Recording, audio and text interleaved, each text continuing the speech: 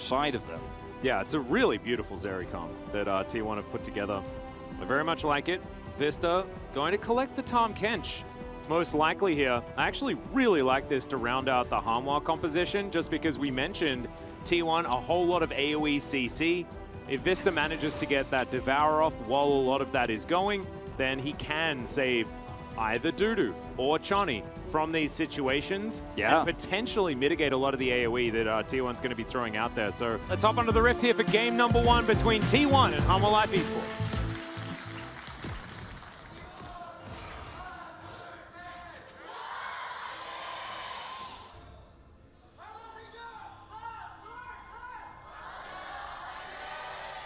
All right, some Hanwha fans in the building.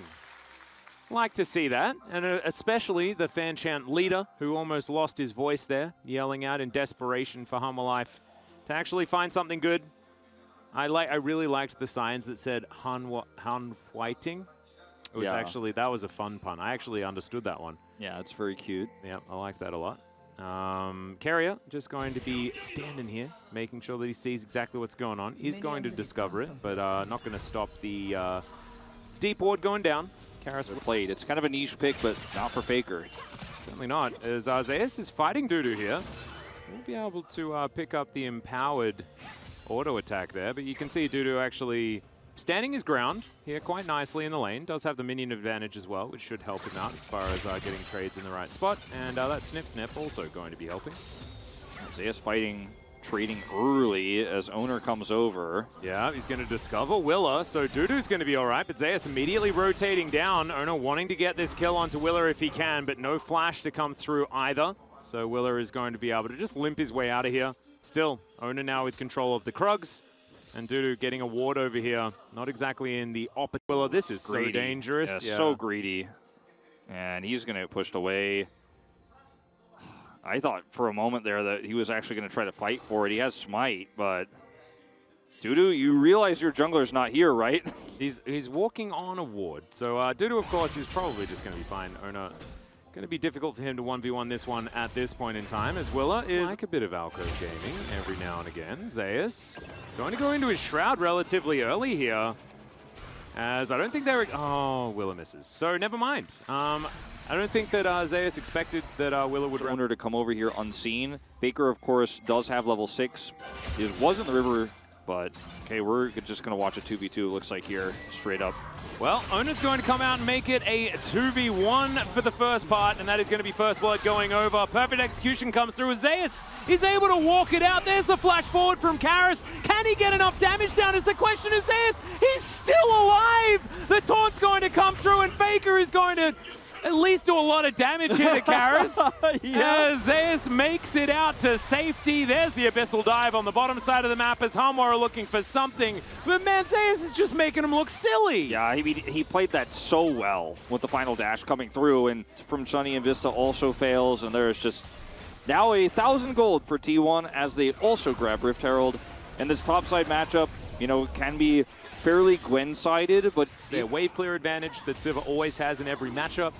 To just come over and take this one down. So first Drake will go over to Hanwha Life, but there is still a Rift Herald that's being wielded by Get amongst it. Yeah. So T1, I think, rightfully giving that one up as now Zeus going for the 1v1. Oh, misses the Shuriken. As, all right, still going back in. Perfect execution. And I guess Akali can just get every 1v1. And I think Zeus can always survive with, like, single-digit health. Yeah, just barely going to survive here. Owner's up here as well. Vista not going to be looking for anything here. I do not think in his pocket. Wow. Calculated. Yeah. And that is going to be Owner delivering a bunch of money to Gumayushi as well here on the bottom side, making that Zeri still a factor. Of course, the Hanwha Life teleports unleashed. Yeah, I mean, if Dudu somehow makes sure that Zeus cannot make it to a potential fight and they have a lot of control, then maybe it's all right. But Owner is here. And FAKER is available as well, so the teleport Here is we going to go. get a deep flank angle as Carrier flashes on forward. On the hunt has been popped as we have the taunt, and immediately Willer is just obliterated. There's the Emperor's Divide, but Karras is using it very defensively. And Dudu's teleport, not quite as advantageous, one could say. Zeus, perfect execution to get back to lane. Owner is going to start up the Rift Herald once again, and Shirley will be delivered over to T1. The problem for Hanwha Life Esports in a macro sense in this type of situation is if you decide, okay, we can't fight for this Rift Herald, then Zeus puts pressure on you in the bottom lane, looks for another solo kill down there, and puts the pressure on the lane, and T1 get it anyways. They still get the Rift Herald, they still win the top side matchup, and Zeri farms freely in the mid. So you have to force a Rift Herald to force that teleport. The Gwen is going to struggle with immunity, as FAKER is going to pick it up. Justice served in the form of a punch to the back of the head, and Dudu is well and truly taken down. This is 5-0 now, Wolf. I mean, this is one Drake away from perfect game territory at this stage, and we're sitting at about a 3.3k gold lead for T1. It's starting to really get away from Hanwha. Yeah, it's really starting to sink in, this lead. And you don't have cross-map opportunities anymore as Hanwha Life Esports. I mean, look at the top turret on its last legs as minions are deleted there. They're trying to set up here for a defense in the mid lane of this Rift Herald so they don't lose mid-turret. It's full health, so, you know, that's one of the things that you have going for you. It's a Galio on the other side, so he hasn't really been slapping that one too much. But T1 will even up Drakes now without even a fight. Hanwha Life Esports are already opting out of fights while the Zeri is sitting on just an Immortal Shield Blow 0-0-0. Hang out in that brush and just wait for someone to come over and try and punish the Akali. This is actually the assistance that KT were unable to give Rascal when he was split pushing. Make sure that you are facilitating your split pusher that has all of that extra control. As now T1 flashes for the taunt. Chani's going to cleanse it, but the Everfrost value is massive, and it buys all the space that T1 needed to take down the outer turret. Yep. And there's kill pressure there. Some 5K build once again. Seen this really start creeping up in popularity after the Blade of the Ruin King, as Owner is just going to pop out here. Extendo Beam is going to be spell shielded as Chani is able to get off into the Fog of War. So on the hunt, going to be enough there, but what was that, a W? And Ghost. So Gumayushi did Ghost. Yeah. And ult. Okay, hold on. is going to hit perfectly here onto Karras. As, the Emperor's Divide timed beautifully. Zeus just holding on to the E so that he can backflip back at any time he wants. Yep, just waits for it, backflips his way back through. And was seconds on the Drake. So T1 looking for this Hextech Soul as they've taken the last couple of dragons this game. Give me the Oompa Loompa Tom Kench skin. Oh my goodness! That's extraordinary. We definitely need to get one of those. Justice Punch is going to stop Willer from doing anything. Nice two-man taunt to come through there as the ultimate from Carrier is also fantastic. Now FAKER is just going to find Dudu as he comes in. That is not the welcome party that he was promised in this moment. 0-4-0 for the Gwen. Probably the weakest Gwen that we've seen so far this round robin. And an Dudu as T1, they give up on the dragon idea. They're going straight for the Baron. Yeah, and I mean, it doesn't matter if Hanwha Life Esports get the solo Drake back. In fact, T1, after doing a little bit of damage to this Baron, are going to split over here and look to actually contest this, it looks like.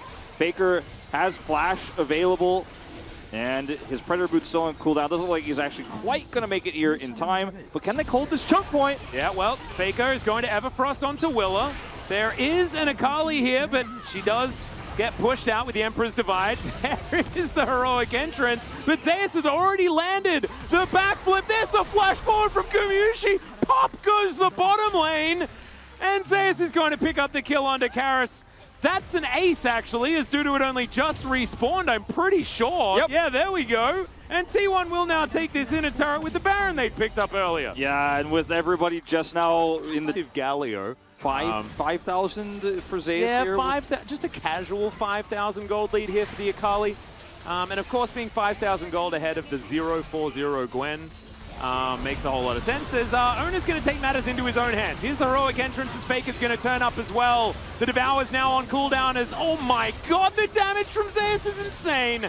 Chani not going to quite find the correct cleanse, but is still able to get himself out to relative safety. But what does safety really mean as a Hanwha Life Esports player on the map in this particular game? Maybe safety is the coach's booth after this Nexus has I don't finally know. gone down. I don't know if Kesman's going to be... You might have T1 fans getting very upset because I could imagine that, yeah, people were upset at me making a bet about that one as well. Caster curses are real, and they are things that we need to respect. As owner, going to be tanking this one, but is just going to go straight forward, finds the Cyclone. Oh my god, the AoE damage is insane. Faker blocking them all down. It's a double kill here already for Zeus, as Dudu is going to go golden, but he's just going to prolong the inevitable. It's a double kill here for Gumayushi. It's 2-pair right now. They're looking to make it a full house with a kill onto Willer as they dive the fountain, and Gumayushi might be given the triple as he's going to be knocked up. Willer doing his best Faker impression as he goes back towards his fountain now,